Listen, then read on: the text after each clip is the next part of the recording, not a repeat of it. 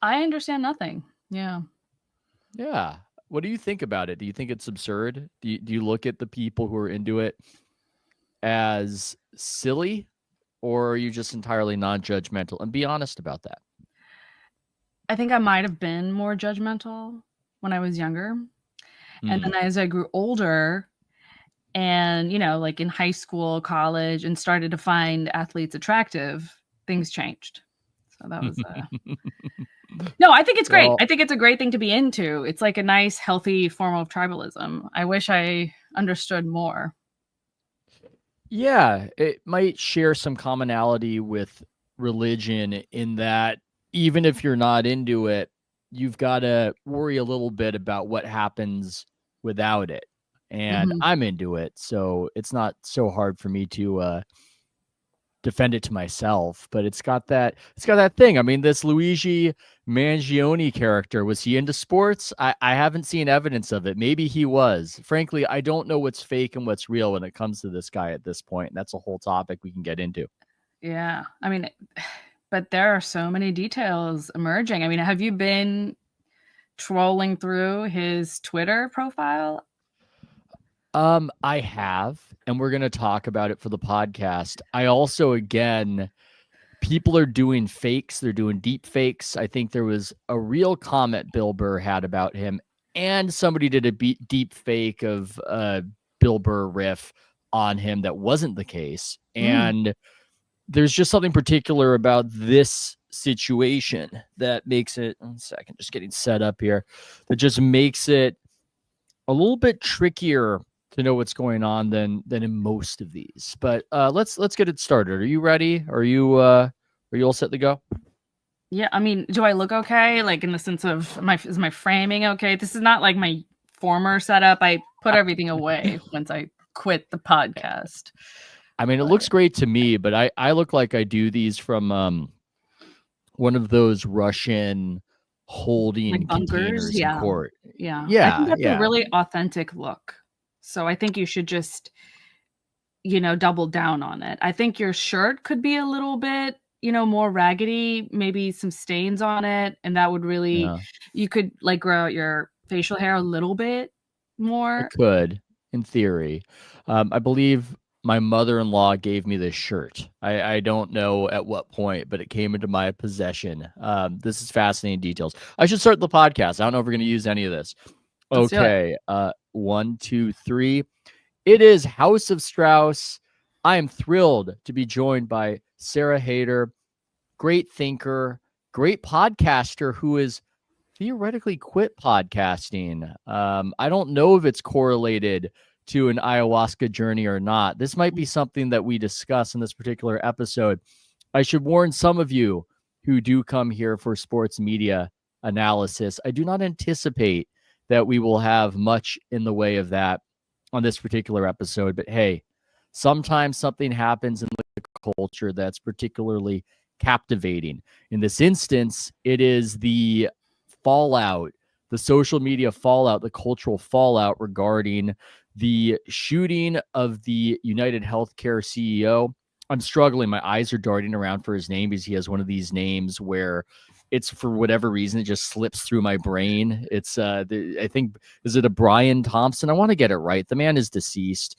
I feel this is a great, wonderful beginning. Anthony Mays, check on the healthcare CEO's name. The poor guy who got shot Brian in Thompson, the. I thought that's what it was, right? Okay, Brian Thompson. I'm right. It's just one of those. It's such a generic name Mhm. that I go, is it anyway? So the guy who is suspected to have killed him, Luigi Mangione, Yeah. who is being held for all of this, and there's just been so much fallout. And Sarah, I look at this situation as one where you've been public about how you just don't feel it anymore when it comes to the podcasting, when it comes to the culture war, when it comes to everything else. And yet I almost feel like this is a macabre. I don't want to take joy in it. I don't want to be glib with it like a Taylor Lorenz, but this is the sort of situation that's culturally interesting enough that just when you thought that you were out, perhaps they've pulled you back in. Is there something to that with this whole situation? Maybe. Yeah. I mean, Hmm. I don't think not quite. It's just it does really feel like I'm starting to have the same arguments over and over, right? I mean, this particular episode, what shocked me was not so much the shooting itself, but the reaction to the shooting. That's what really got me going.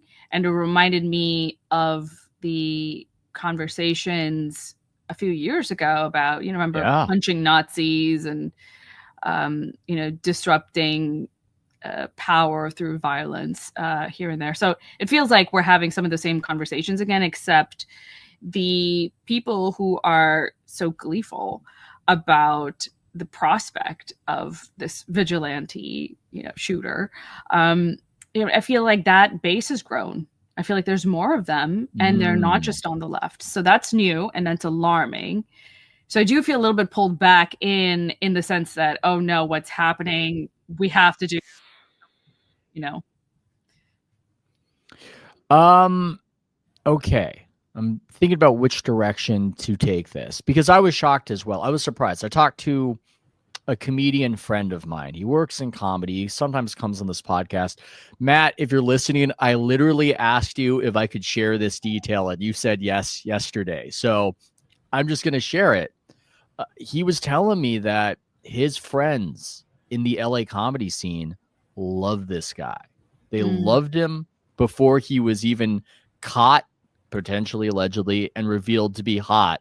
Yeah. And they just loved this guy who killed a random healthcare executive that none of us have heard of prior to this. And that was surprising to me. Perhaps I'm in a bubble of reasonable people who wouldn't have that reaction, even if we might understand that the healthcare system has a lot of problems and people might have resentment for it.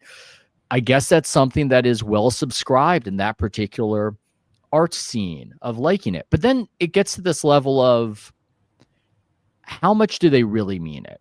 Because this is part of this overall theme about how life is just one big abstraction that happens on our phones. Because I was asking him, I was saying, well, if you could offer them a button to undo it, return this guy to life. I believe he has 2 children. Would they push the button?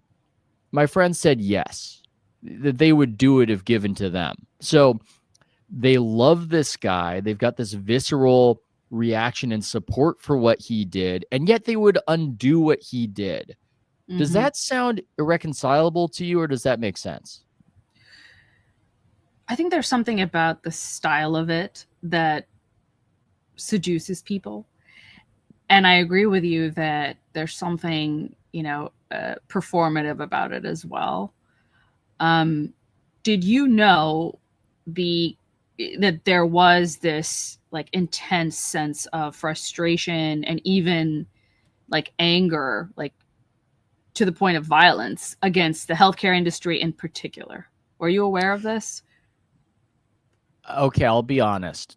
I'm skeptical of this sort of argument in general.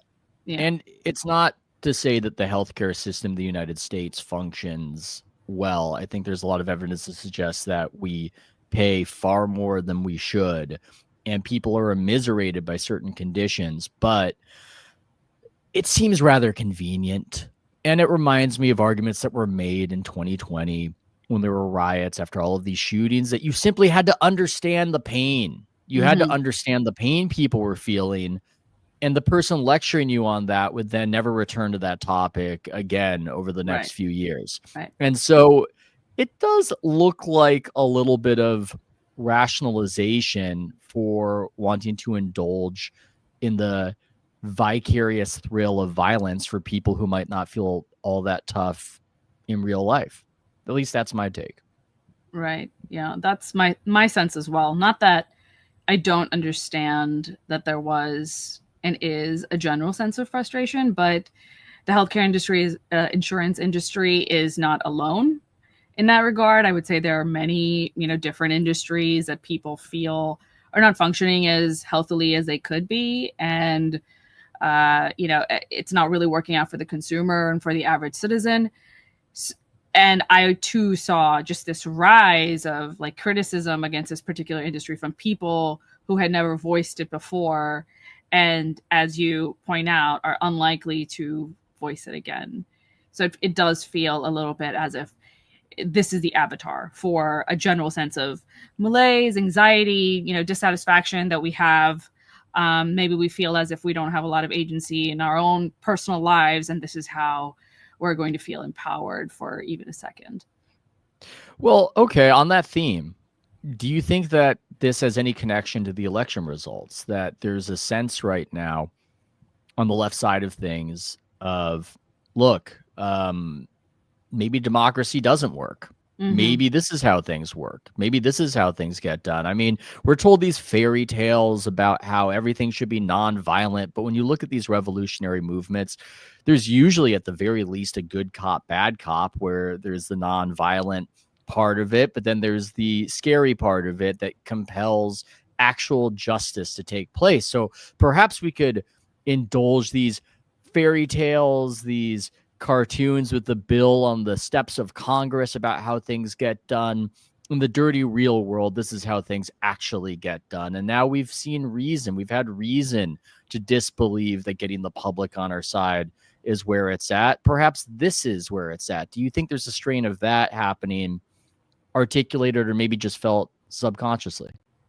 Definitely. And it's hard not to feel that in itself is just enormous cope, because what are the chances that this is going to have any kind of a benefit for the consumer? If anything, if I was a betting woman, I would bet that things are about to get a little bit more tricky and difficult for the average person in ways that we might not grasp immediately, because this is a complex system. There are complex, trade-offs happening. We don't know exactly what lever will, what will it topple in the end. And so I think that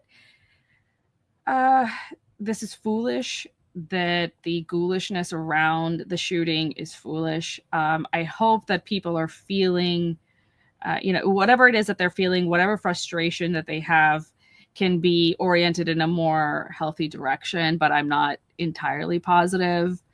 I didn't immediately connect what happened just now to the election, but it's interesting that you say that. And I guess it's one way to feel, again, as if you have a sense of control over your universe, or there's something you can do, something you can say, some gesture that would, that would put out into the world the sense of dissatisfaction that you yourself have. But that's, I mean, it's not solving any problems, I mean, I don't find it romantic. I find it to be actually pretty selfish, and coming from a perspective of like a privileged young man. And I wasn't surprised when, in fact, he did turn out to be, of wealth, quote unquote, of a person of wealth. I mean, it's hard to know, right? I mean, POW is the traditional moniker for that. I mean, the details are coming out, so we don't know for sure, and exactly what his particular situation was. It could be that he comes from this family of means, but he himself did not have a lot in the moment. But the picture is not as simple as the one that I think was first assumed by just everybody.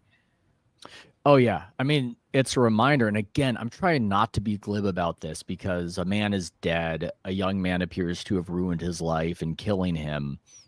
But it's got this feature where reality, as the cliche goes, is stranger than fiction. But even more so, it's not even just stranger than fiction. It almost operates on this level of, that's bizarre, but I immediately intuitively recognize it as true. And it's why I think a lot of the great fiction has to hew so closely to real events, because who could make up a thing like this? Yeah. We're still learning details. Whatever we're talking about might be confounded by some new revelation, but it would appear that the person who did this did not have a cliche leftist politics. Mm-hmm. They might have been regarded as a radical centrist, given some of the people that they follow.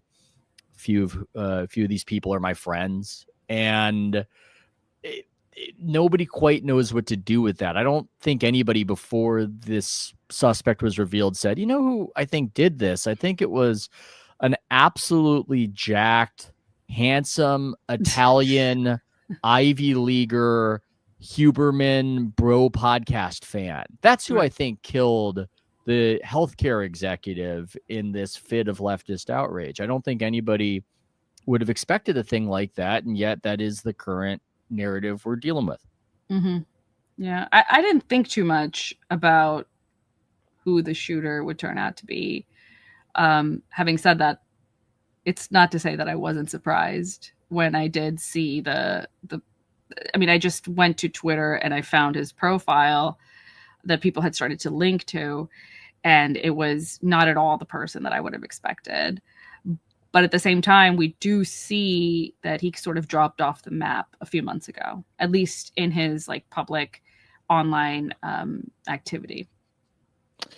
Yeah, and that's more common than I think a lot of people might think, or maybe than what's popularly portrayed. I know at least three guys who were highly functioning, intelligent people who had a psychotic break. Mm-hmm. And maybe it was bipolar, maybe it was something else.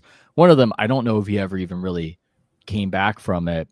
And that idea in the culture that you could just go insane out of nowhere, it's a scary thing, but it's real. I had Jonathan Rosen on, who wrote this book called The Best Minds, and it's a great book, and it's about his childhood best friend having a schizophrenic break in Mm-hmm. his 20s, and then eventually murdering his fiance in Oh my this god. hallucinatory fit. And it was Oh my god. actually, it was at the time it happened, Ron Howard was making a movie about the greatness of this guy overcoming his mental illness and making it through Yale Law School, because Yale had moved mountains in order to accommodate this man's severe schizophrenia. And it's actually why A Beautiful Mind ended up getting made instead, is that Mm, this movie, which I believe was starring Brad Pitt, had to be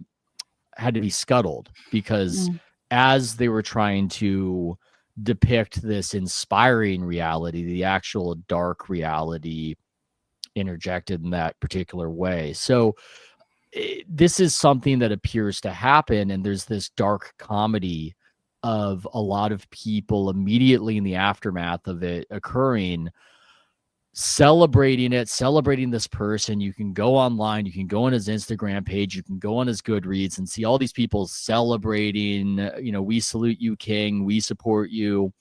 And it's a guy who just, it turns out the crazy guy who killed somebody in the wee hours of the morning might have gone crazy instead of having some righteous, cohesive political ideology. I mean, who could have figured? yeah. I mean, he could have had an ideology that he developed in the time of his like psychosis, depending on. I mean, I don't want to use exact words here because we're speculating quite a bit at this point.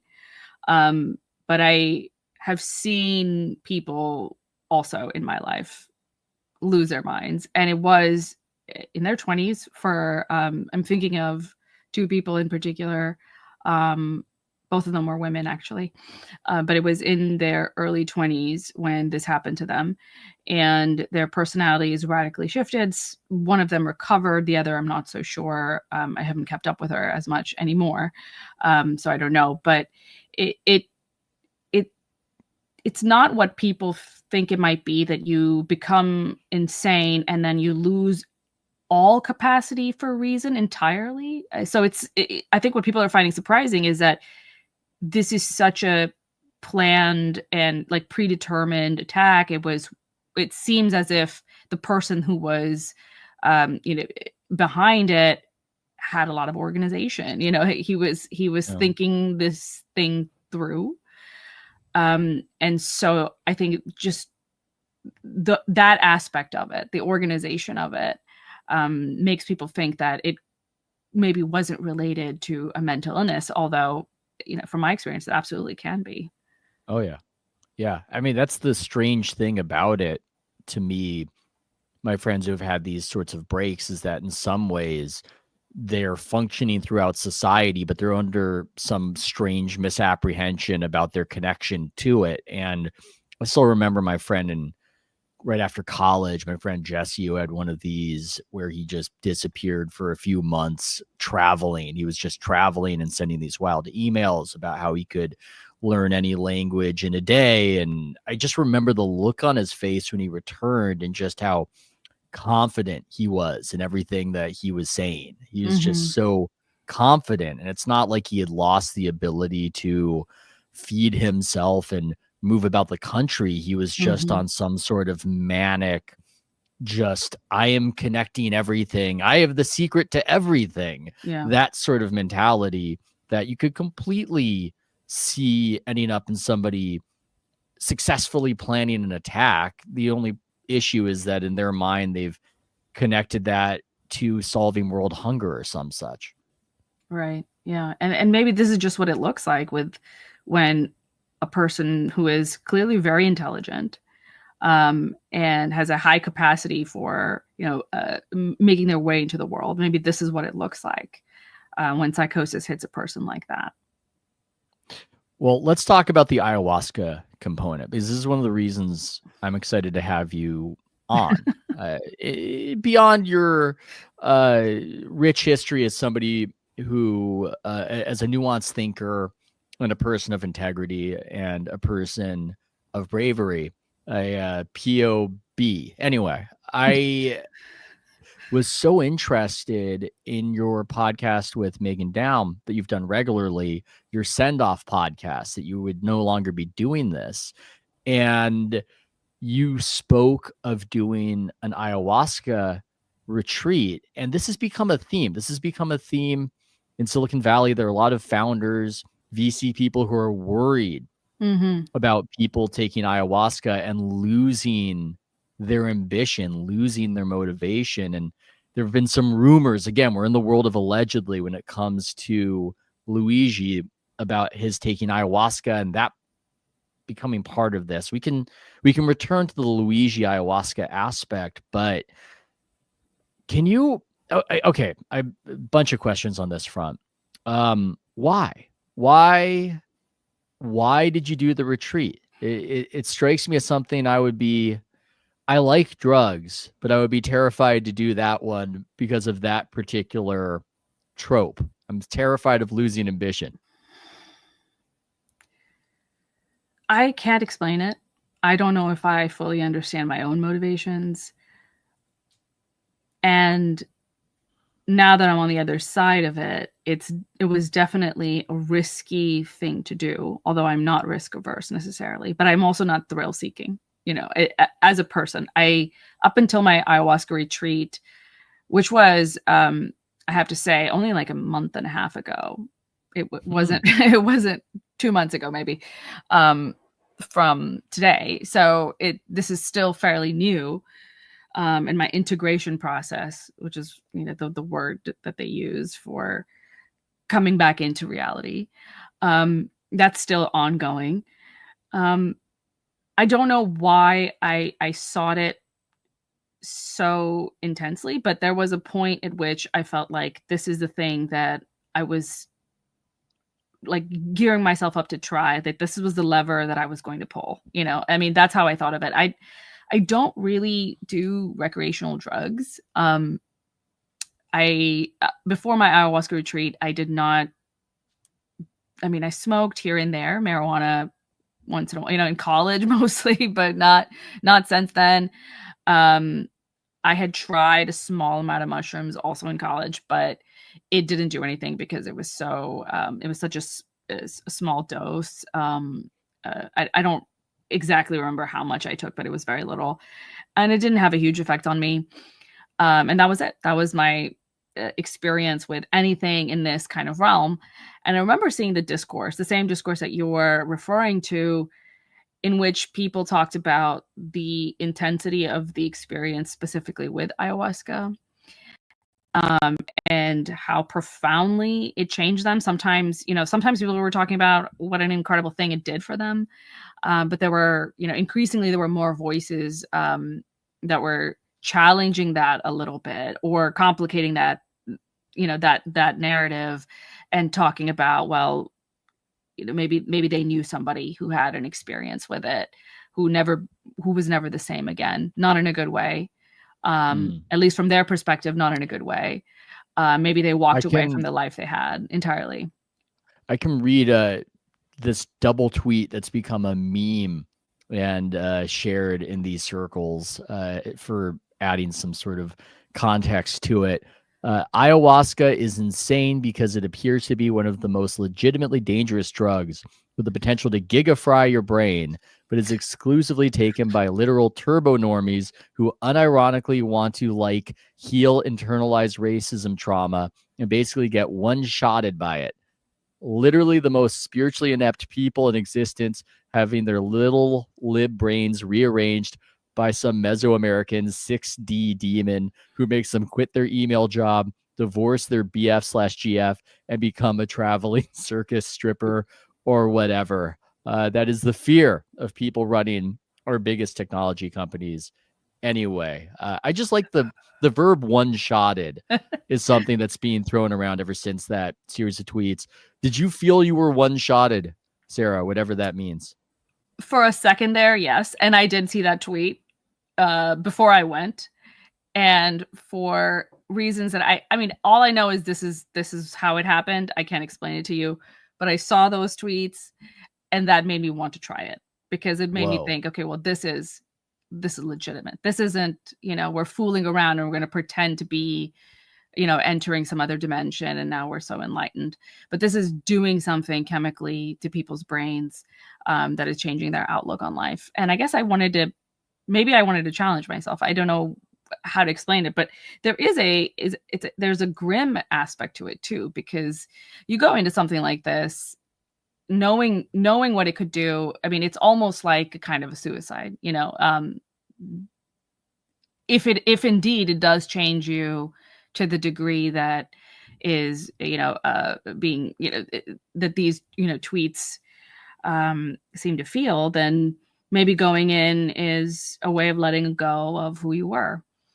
And I don't know if that's how everyone is understanding it. I mean, in my retreat, the one I went to, I don't want to give too many details because obviously these are real people and I don't want to get them in trouble, but also it's not my story to tell, I guess. I wanted to respect their privacies, but I did feel that the majority of the people who were in the retreat with me should probably not have been there.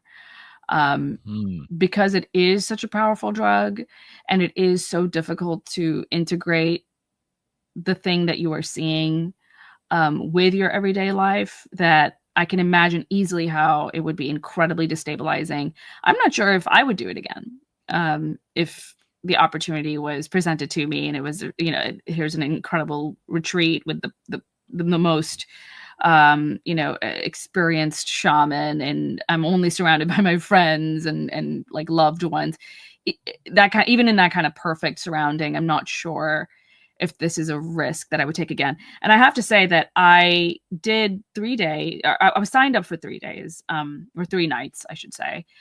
So for those who might not know, and I'm thinking most people aren't really aware of what ayahuasca entails. It's often multi-day, not all the time, but often, because it takes place in this kind of almost a religious, spiritual setting. There's a strong spiritual, religious sentiment, behind a lot of what goes on. There's usually somebody there, a kind of a shaman, and they have been trained in this art. Sometimes they have a background in it. Often they're supposed to have a background in it. They're supposed to have come from a certain kind of, Amazonian tribe. And so there's a lot of like spirituality around it. There's a lot of ritual around it. And it is definitely made more powerful, the effect of the drug, because of all the other things that you're doing alongside it. You are on a special diet that is really not very, like, you're not satiated ever on this like very restricted diet. And then, you get on the drug for the first night. The high lasts 4 to 6 hours, which is a long time, actually. And then you're recovering. Some people, it lasts longer because they take multiple like cups, they call, the shaman might offer multiple cups and then they take it. And so it could be a all night kind of affair, and then you're not sleeping well afterwards. A lot of people have trouble going to sleep right away. They have their brain is just firing on all cylinders, and it's so exciting. And so maybe they're sitting up and they're writing, or they're talking to somebody else, or they're sitting up and staring at the sky or something. But it was common, even in the retreat, for people not to have slept till like 5 a.m. the next day. And then you do the process over again. So the next day, you're still not eating very much. Now, though, you haven't slept very much at all the night before. And you have also already had a really incredible, like mind-blowing trip. And then you're going to do it again. The next night is often more intense for that reason. And some of these retreats, they go on for 5 nights, 7 nights, with, multiple ceremonies back to back. Sometimes there's a break, sometimes there isn't. And so for me, it felt like, well, I experienced what I experienced the first night and the second, but I did feel like I didn't want to take the risk of a third night. I mean, that's probably good that you responded to that intuition. I know nothing about this, and yet I'm skeptical of the tradition. I don't know why. I'm immediately going, are we sure it has to be done in the jungle with all these parameters? I mean, you're the one who did it, so maybe you can tell me this is how it has to be. It can't just be you in your apartment in a Snuggie. It should be in the jungle with some sort of 1,000-year-old tradition that they anchor this whole thing around. But I wonder about it. I wonder what people are looking for. I wonder why they would. That's an intense thing. It's not just tripping for one day on acid or mushrooms. Why would people do it? I definitely think, though, that aspect of it, the fact that you're taken away from your everyday surroundings into a very unfamiliar environment, and it's unfamiliar in very visible ways. One of the things that they recommended on the retreat is that everybody wears light colors on the days of the ceremonies.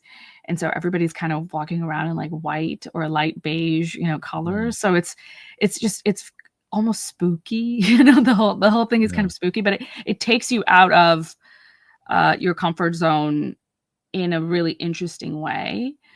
In a way that could lead to some people having a bad trip. Because they are uncomfortable.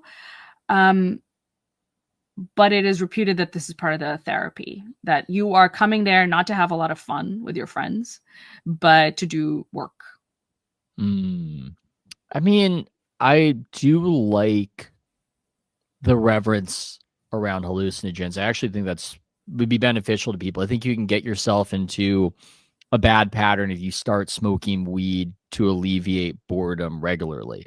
I prefer the perspective that when you're going to do it, you're doing it to go hard and learn something about yourself. For whatever reason, that seems more healthy to me than just doing it purely recreationally, at least recreationally and repeatedly.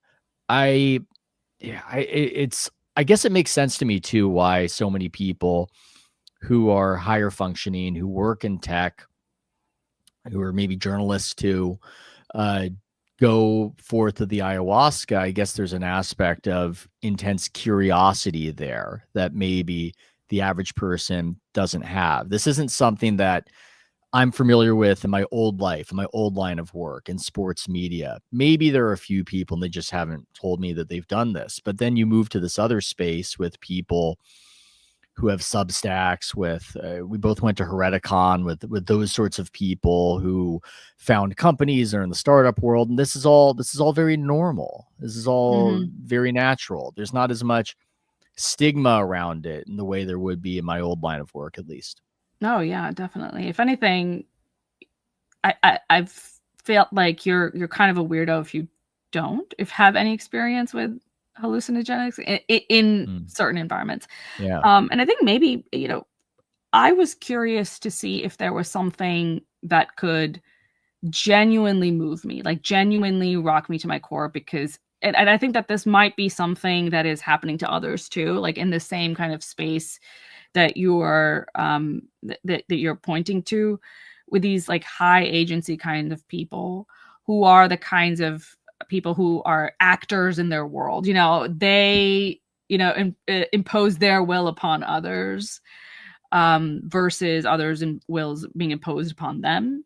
So I think Yeah. there is, from my perspective, there was this sense of, can there be something out there that can really destabilize me even for a second, um, or an hour or a day? Like, is this like is this possible? Is this real? And so I guess maybe I was curious to see if that could happen. I wonder what secret people are getting out of this that makes them lose motivation. Is it just the inherent meaninglessness of life? Is that what they end up grokking from this whole experience? I just look at it as, I can't do a thing like this. If I'm not earning money and doing whatever it is I need to do, I've got family depending on me. I've got kids. That seems like a lot to risk. And I just wonder what the loss of motivation is about. Maybe it can't even be explained to me. Is that something that you have insight into after doing it?